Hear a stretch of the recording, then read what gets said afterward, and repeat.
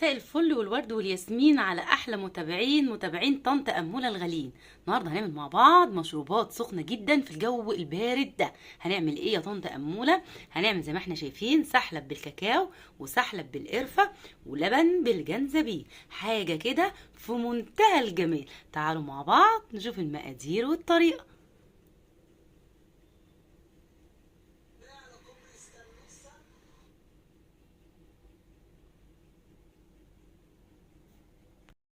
يا حبايبي نشوف المقادير والمكونات بتاعه المشروبات السخنه بتاعتنا، حاجه كده في منتهى الجمال والسهوله، متوفره في كل بيت. انا قلت هعمل سحلب بالكاكاو وسحلب بالقرفه ولبن بالجنزبيل. معايا طبعا كاكاو خام، ومعايا سحلب وجوز هند للتزيين، ومعايا جنزبيل والقرفه ومعلقه نشا وسكر، طبعا حسب الرغبه. هبتدي دلوقتي اعمل الطريقه بتاعتنا. اقول بسم الله. اعمل اول واحده سحلب بالكاكاو. هقول بسم الله الرحمن الرحيم، واخد كوبايه لبن زي ما احنا شايفين كده.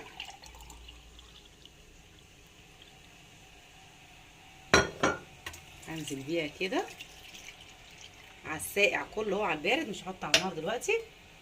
كوبايه لبن، طبعا السكر حسب الرغبه. هنحط 3 معالق سكر، وهنحط معلقه نشا زي ما احنا شايفين كده، وهقلب على البارد،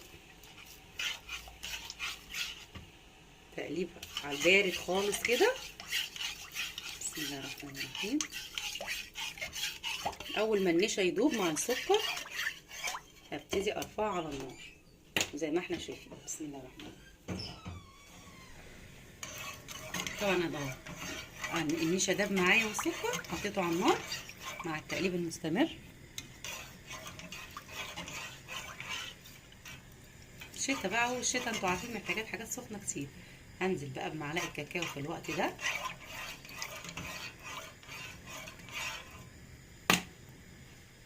سوري ما حطيتش معلقه السحلب، ودي الحاجه الاساسيه عشان هما كلهم بيض زي بعض. واقفه معايا نايمه خالص، صحصح يا باشا. هنقلب كده السحلب مع اللبن برضو على البارد بالشكل ده. يبقى احنا حطينا اللبن والنشا والسكر على البارد، وهرفعهم على النار.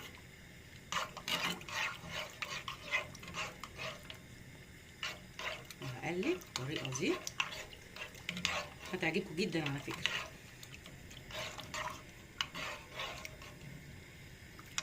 في الوقت ده هنزل بقى كده بمعلقه كاكاو خام اهي زي ما احنا شايفين، معلقه كاكاو. وبرضه هقلب، هفضل انا اقلب بقى بالطريقه دي كده لحد ما يدي بس القوام يتجانس شويه كده، القوام كله مع بعضه، وارجع لك. زي ما احنا شايفين حبايب طنط اموله، اديتني القوام ده اللي انا عايزاه. شايفين؟ بس هطفي عليه واروح اصبه بقى في الكوبايه بتاعتنا. بسم الله الرحمن الرحيم.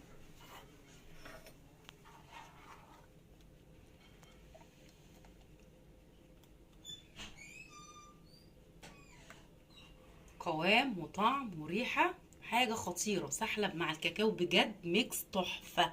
جربوه برضو وايه رايكم فيه. هزوقه كده من فوق الوش بقى شويه جوز هند صغنطاطين بس كده. ده جاهز بقى كده على التقديم. نخش بقى على المشروب التاني. نخش بقى على المشروب التاني. نقول بسم الله. معايا برضو كوبايه لبن بالشكل ده.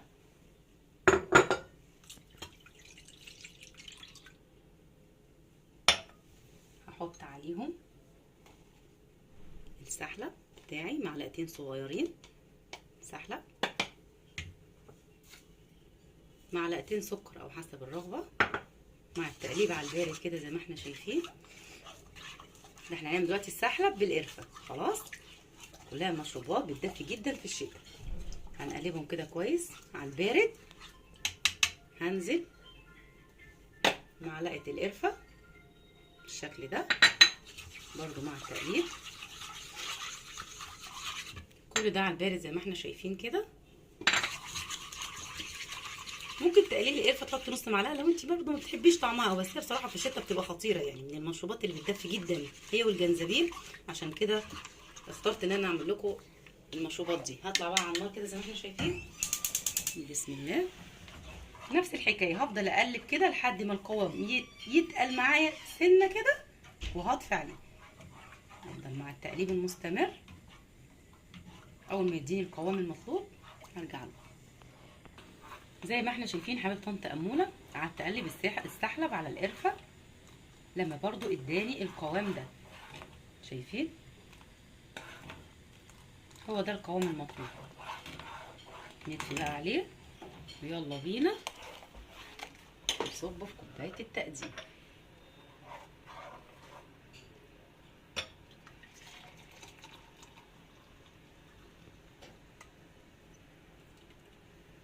حاجه بجد خطيره خطيره. وده بقى هنحط فوق الوش منه كده شويه قرفه برضو بصوت كده عشان نعرف ان ده مشروب القرفه بالسحلب. بس كده يبقى ده المشروب التاني. احنا معانا سحلب بالكاكاو وسحلب بالقرفه.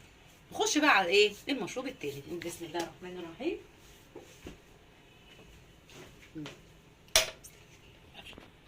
معايا كوبايه لبن،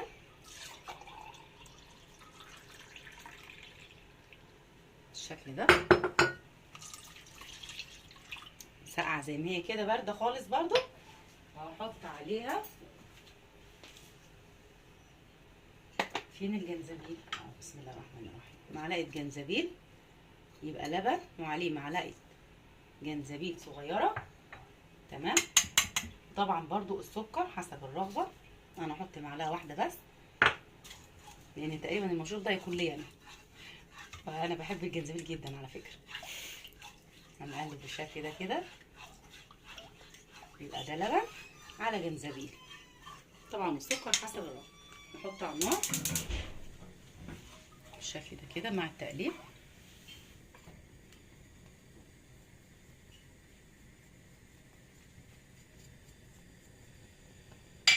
طبعا كنت تشوفوا اللي بينزل ده شويه نشا صغيرين كده، قلت احطهم. بس المشروب ده سهل جدا، يعني يا دوبك جنزبيل على اللبن، وممكن من غير سكر خالص يبقى افضل طبعا. مع التقليب بالشكل ده المستمر، اول ما يغلي معايا هنطفي عليه. زي ما احنا شايفين حبيبتي اول ما المشروب معايا، طبعا القوام ما حطيتش نشا ولا سحب ولا اي حاجه، بس اول ما يغلي معاه كده هقطيه على النار واسيبه بالشكل ده. بالتالي مشروب معاكي دافي جدا جدا جدا جدا، خطير خطير. تحطي عليه ايه يا طنط اموله؟ ده ممكن نرش عليه من فوق الوش شويه قرفه عشان الجنزبيل بالقرفه يبقى طعمه حلو. بس كده كده حبايب طنط اموله يبقى خلصت الثلاث مشروبات بتاعتنا، سحلب بالكاكاو وسحلب بالقرفه لبن بالجنزبيل. حاجه في منتهى الجمال، تجربوها وفي منتهى. والسلام عليكم ورحمه الله وبركاته.